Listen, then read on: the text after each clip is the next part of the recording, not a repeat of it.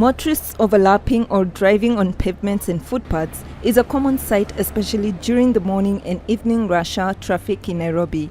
Ignoring traffic lights, pedestrian crossings, footbridges and other traffic rules seems to be the norm. Like somebody joked that in Nairobi, when the lights are green, it shows go. When it is amber, it means danger, go. Danger is coming. When it is red, there is a disaster. What are you waiting for? Go. This is why the City Council issued a 2-month notice in early March for motorists and pedestrians to start observing traffic rules or face the consequences. And it does not matter who you are. It doesn't matter. So don't call my office and tell me mimi ni bwana mkubwa and therefore I have a different bylaw or I have a different constitution. The constitution applies across the board. Despite the presence of traffic lights, pedestrian crossings and footbridges, Kenyans seem too impatient to follow the rules.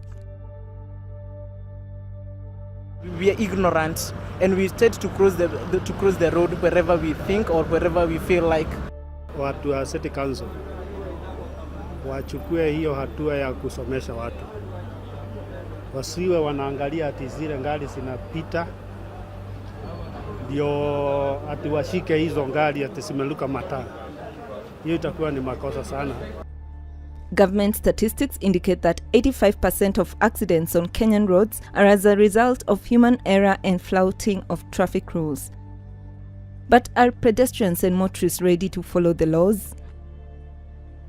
The traffic police themselves, they don't follow these lights, so I don't see it working. We maintain the status quo.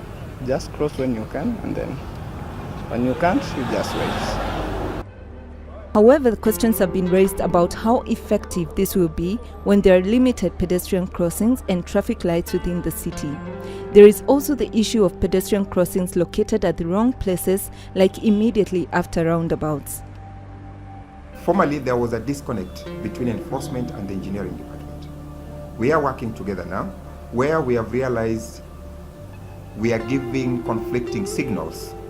Corrective actions are being taken. There is often confusion when traffic is supposed to move at roundabouts, but at the same time there are people using pedestrian crossings. There are also instances where a footbridge is present, but at the same time there is a pedestrian crossing beneath it. Specifically, we had an example of Wayaki Way around Westlands roundabout, where we had to take a corrective action.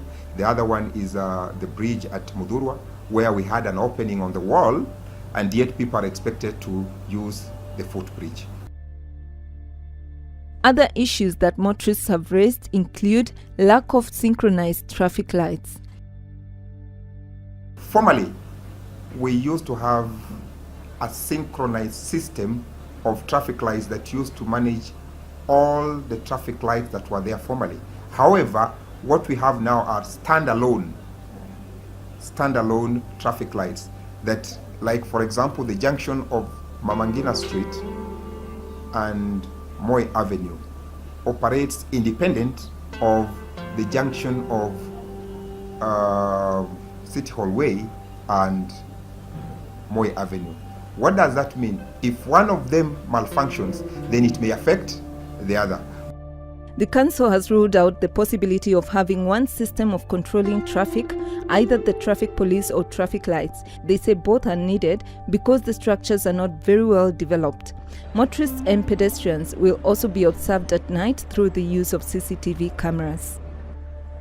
A fine of 2,000 shillings or 6 months jail term is in place for the traffic offenders.